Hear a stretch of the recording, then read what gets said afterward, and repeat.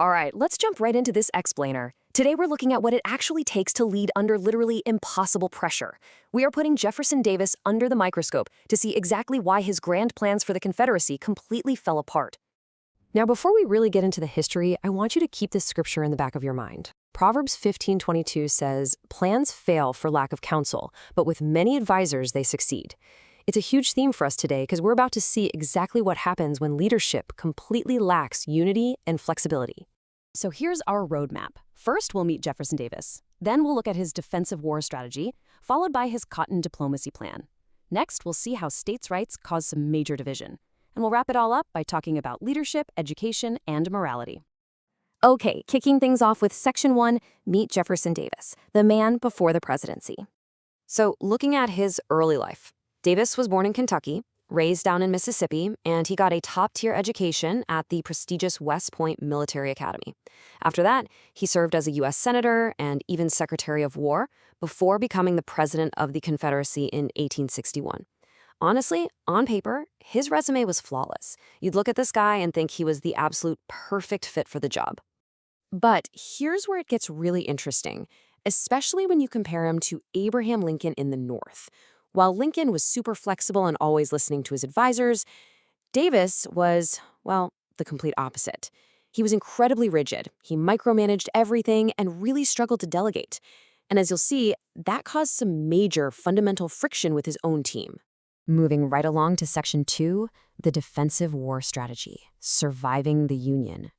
Think about this for a second. If you're fighting a massive, high-stakes war, why on earth would you choose to just play defense? Why not go on the attack and just try to win the whole thing outright? It sounds totally counterintuitive, right? Well, you really just have to look at the numbers. The reality was incredibly daunting. The North was way bigger, significantly wealthier, and heavily industrialized. They had more soldiers, more factories, more railroads, the whole shebang. Going head-to-head on the offensive against that kind of machine, total disaster for the South. So Davis's only real game plan was to hold territory, drag the war out, and just try to survive. The hope was literally just to exhaust the Union until they lost the will to keep fighting. That brings us to Section 3, the Cotton Diplomacy Plan, seeking foreign friends. Now, surviving a long, drawn-out war costs a fortune, right? To pay for it, Davis banked on an economic strategy called cotton diplomacy. He was absolutely convinced that Britain and France relied so heavily on Southern cotton for their textile industries that they'd have no choice but to step in and help the Confederacy. Cotton wasn't just a crop here, it was his ultimate bargaining chip.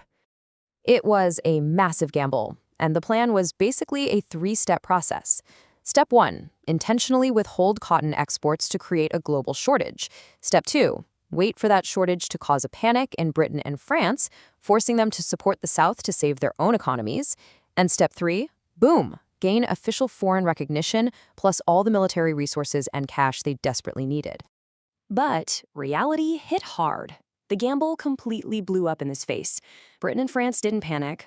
They just went and bought their cotton somewhere else, turning to places like India and Egypt. No big deal for them, but a huge deal for Davis. They outright refused to recognize the Confederacy, leaving him totally stranded without that crucial foreign support. Which leads into Section 4, States' Rights Cause Division, the internal fight. So not only is he fighting the Union, but he's also fighting his own people. Why did the very concept of states' rights cause such massive headaches for Davis? Just imagine trying to get 11 different states to fight a highly coordinated war, but every single state refuses to take orders from a central boss.